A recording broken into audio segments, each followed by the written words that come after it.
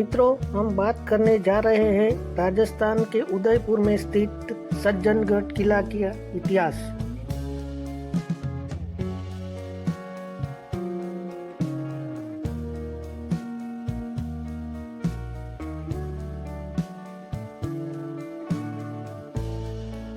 राजस्थान की धरती, जहां हर पत्थर इतिहास बयां करता है, जहां हर हवा में शौर्य और सौंदर्य की सुगंध बसती है, उसी धरती पर एक किला है जो बादलों से बातें करता है। यह है सज्जनगढ़ किला, उदयपुर का गौरव, जिसे मॉनसून पैलेस भी कहा जाता है।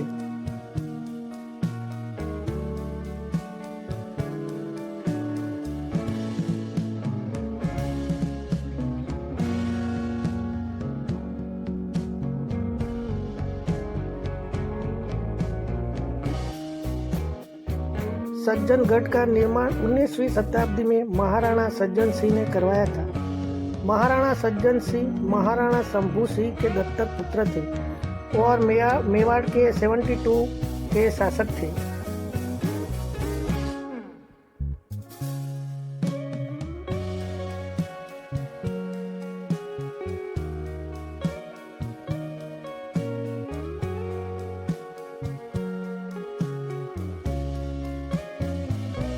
उन्होंने यह किला अरावली पर्वत श्रृंखला की सबसे ऊंची पहाड़ी पर बनवाया, जहां से पूरा उदयपुर और इसकी झीलें दिखाई देती है।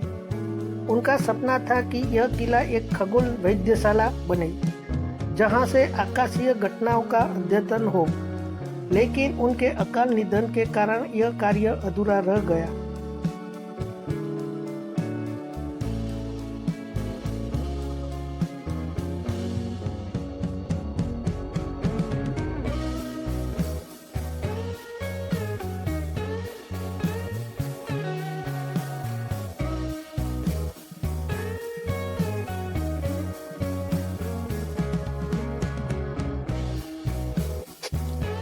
महाराणा सज्जन सिंह का और एक उद्देश्य था, मॉनसून के समय बादलों की दिशा और वर्षा का निरीक्षण करना।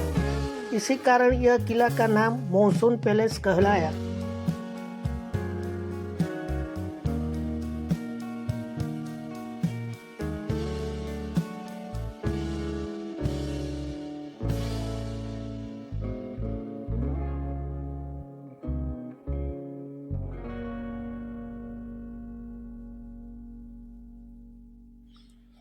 यह किला सफेद संगमरमर से बना है, जिसके झरोखे, गुंबद, बालकनियां और छतरियां राजपूताना कला का उत्कृष्ट उदाहरण है। इसमें 3 मंजिलें हैं। नीचे की मंजिलों में शाही परिवार के कमरे, पूजा स्थान और बैठक हॉल बने हैं। ऊपर के हिस्से में बड़ी छत है, जहां से बादलों और बारिश का आनंद लिया जाता है। किले के अंदर के हिस्से में संगमरमर की फर्श, मेहराबें और सुंदर नक्काशी देखने योग्य है। शाम के समय यह जब सूर्यास्त की किरणों इन दीवारों पर पड़ती है, तो ऐसा लगता है मानो सोने का महल चमक रहा हो।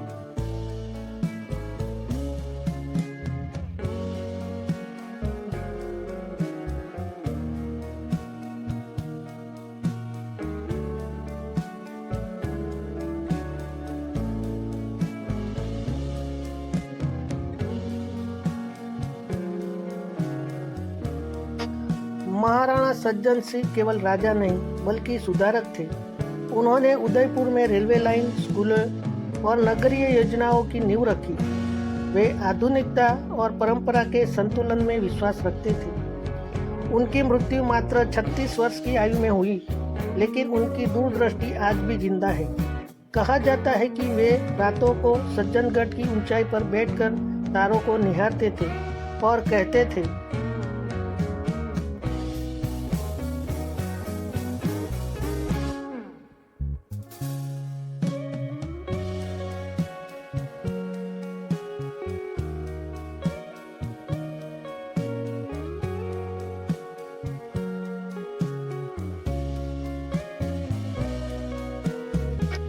एक दिन यह महल बादलों के बीच चमकेगा और लोग इसे स्वर्ग समझेंगे।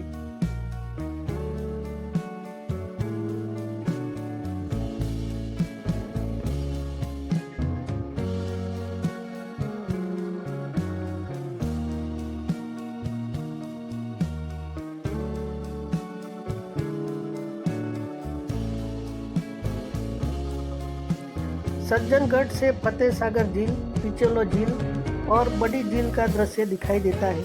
चारों ओर फैली हरियाली और पहाड़ इसे प्राकृतिक चमत्कार बना देता है। मॉनसून के समय वे जब बादल नीचे उतर जाते हैं तो ऐसा लगता है कि किला बादलों में तैर रहा हो। यही दृश्य पर्यटकों के लिए सबसे बड़ा आकर्षण है।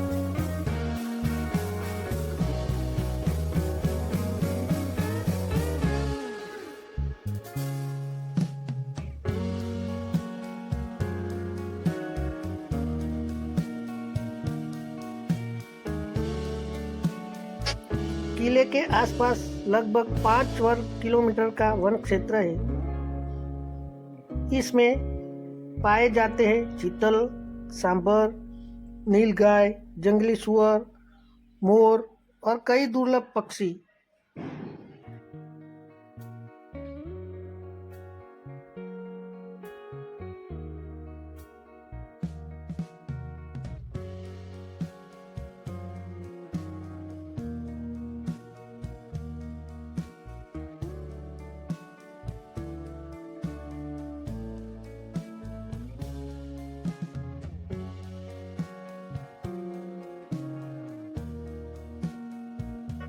स्थानीय लोगों के अनुसार एक समय इस पहाड़ी को बोहरी मगरी कहा जाता था।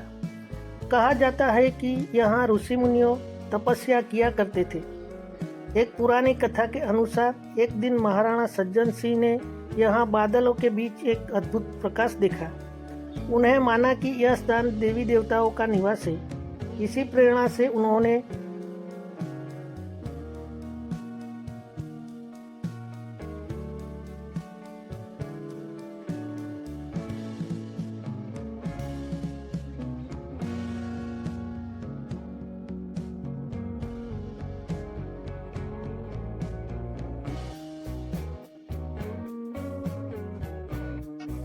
यहाँ एक किला बनाने का निश्चय किया।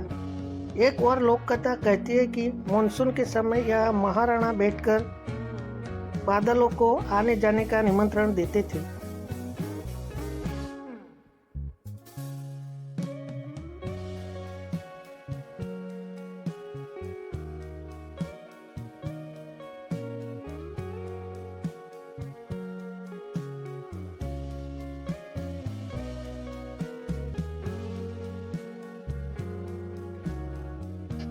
वे कहते थे, मेवाड़ की धरती को सींच दो ताकि फसलें मुस्कुराए। इन कहानियों ने सज्जनगढ़ को केवल स्थापत्य नहीं बल्कि आध्यात्मिक स्थल भी बना दिया है।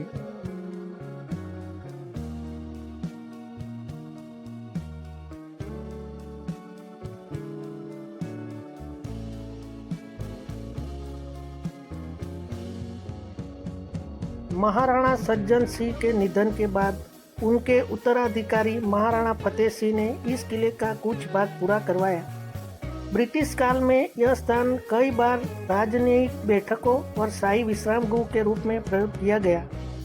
1947 में स्वतंत्रता के बाद जब मेवाड़ राज्य भारत संघ में मिला तो यह किला राजस्थान सरकार के अधिकार में आ गया। बाद में इसे पर्यटक विभाग में अंतर्गत रखा गया।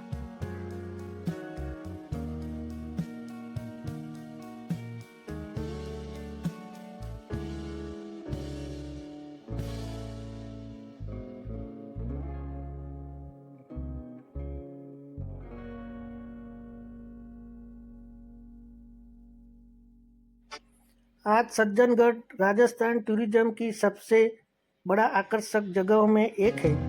यहाँ प्रवेश शुल्क लिया जाता है और शाम तक खुला रहता है। शाम के बाद जब पूरा उदयपुर नीचे रोशनी में नहाया होता है और ऊपर किले की दीवारें सुनहरी हो जाती है तो यह दृश्य जीवन भर याद रह जाता है। पर्यटक यहाँ जीप या निजी वाहन से पहुँचते हैं और बहुत से लोग मानसून में पैदल ट्रैकिंग करते हुए ऊपर तक जाते हैं।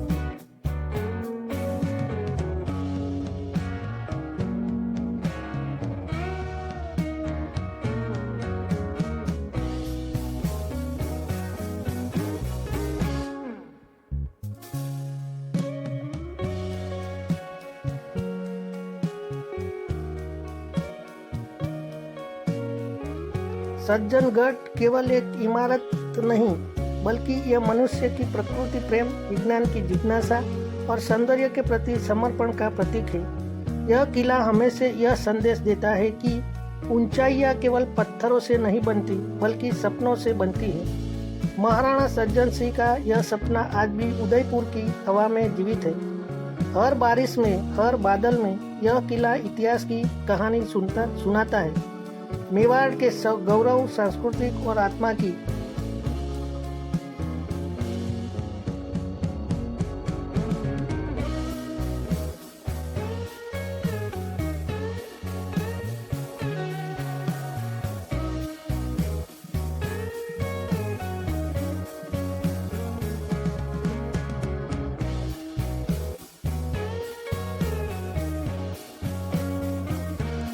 तो मित्रों, यदि आपको यह कहानी पसंद आई हो तो वीडियो को लाइक करें, शेयर करें और हमारी चैनल को सब्सक्राइब करना न भूलें, ताकि आप हमारे और वीडियो की अनसुने किस्से सुन सके, जान सके।